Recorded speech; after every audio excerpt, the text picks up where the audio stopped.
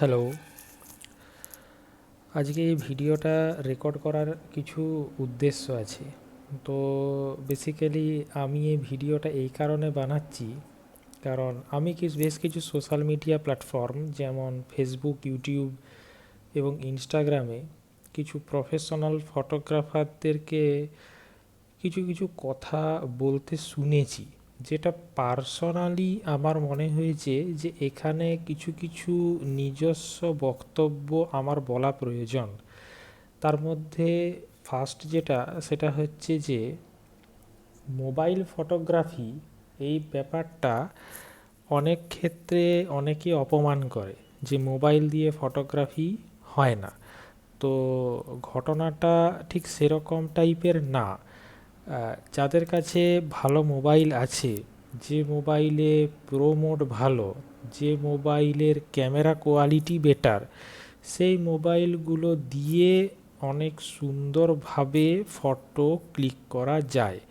Basically যারা photo তুলতে জানে, যারা অ্যাকচুয়ালি কোন ফ্রেমে কোন অ্যাঙ্গেলে ফটোটা তুললে একটা ফটোকে ফটোজেনিক দেখায়, একটা ফটোকে খুব সুন্দর দেখায়, সেটা যে আইডিয়াটা করতে পারে তারা মোবাইল ফোন দিয়েও ভালো ছবি তুলতে পারে।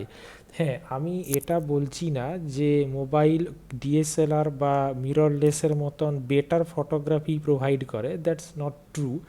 বাট যারা অ্যাকচুয়ালি ফটোগ্রাফিটা স্টার্টিং করতে চায়, বা যারা একটা নর্মাল ফটোগ্রাফি বা হবি হিসেবে ফটোগ্রাফিটা শুরু করেছে, তাদের জন্য অবশ্যই মোবাইল একটা বেস্ট অপশান।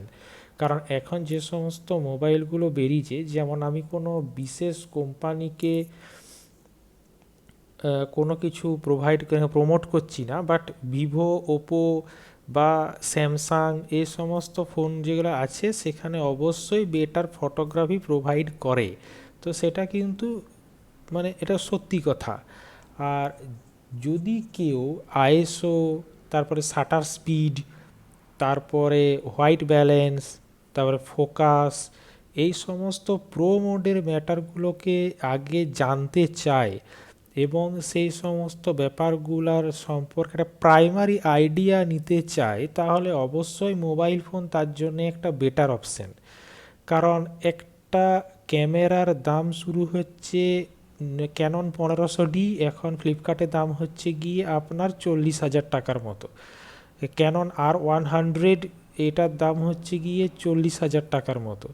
তো আমি যদি একটা হাতের ফোন, সেটা যেই ফোন হয়ে থাকুক না কেন, আমি যদি সেটা দিয়ে ফটো ক্লিক করতে শুরু করি, আমি একটা ক্লোজ পোর্ট্রেট নিচ্ছি, বা আমি প্রো মোড ইউজ করে শাটার স্পিডটাকে বাড়া কমা করে, আইএসওটাকে বাড়া কমা করে, একটা কালার টোনটাকে চেঞ্জ করে আমি যদি সেখানে ফটো একটা ভালো ক্লিক করি, এটা কোনো খারাপ কাজ না।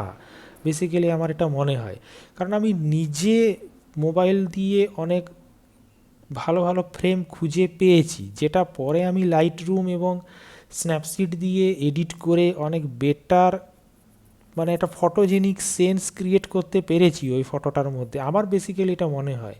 তো আশা করি আমি যেহেতু পেরেছি, তাহলে এটা বাকিদেররাও অবশ্যই এটা করতে পারে। কারণ প্রত্যেককে একটা ক্যামেরা ক্যারি করা একটা ট্রাভেলিংয়ের সময়তে বা একটা বাইকে যাওয়ার সময়তে এটা পসিবল না, কিন্তু মোবাইলটা হ্যান্ডি, মোবাইলটা ক্যারি করা পসিবল, এবং এটা অনেক বেশি ক্যারিয়েবল একটা জিনিস।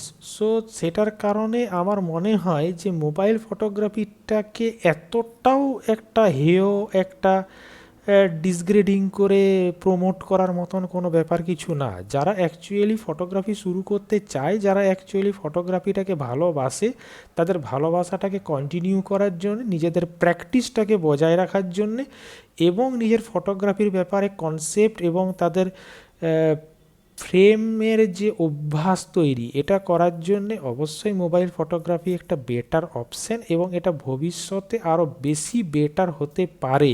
এবং ফ্রম মোবাইল ফটোগ্রাফি থেকে আমার মনে হয় ডিএসএলআর ফটোগ্রাফিতে শিফট করা উচিত, কারণ মোবাইল ফটোগ্রাফির সম্পর্কে বেটার আইডিয়া ফটোগ্রাফির সম্পর্কে সে প্রোভাইড করতে পারে। যদি আমার সম্পর্কে কেউ সহমত হয়ে থাকেন, অবশ্যই আমাকে একটা লাইক করবেন এবং কমেন্টে জানাবেন। ধন্যবাদ।